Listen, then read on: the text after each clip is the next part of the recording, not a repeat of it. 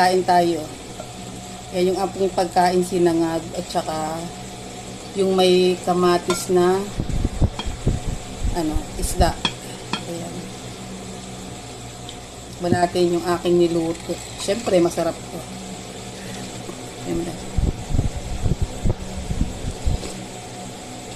Sarap, asim.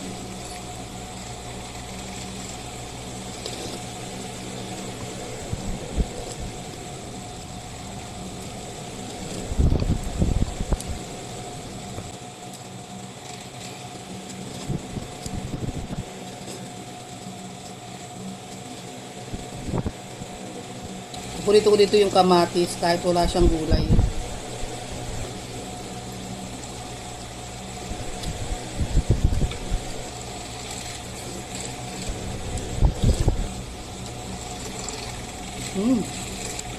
Siyempre yung mga paborito nating ulam, isda. Dito sa bahay, mahilig sila sa chicken. Kaya pang luluto ng isda ako, mga 2 piraso lang o 2 slice.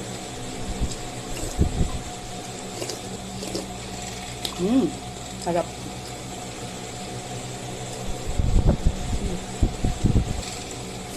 Dami kaming sibuyas, ang dami kong nilagay din na sibuyas. Dahil masisira lang.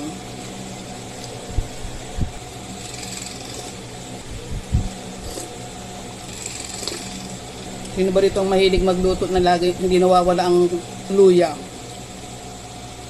Ako pa nagluluto ako, kahit adobo, nilalagyan ko ng luya. Kahit adobo siya. Kasi parang pantanggal lansa.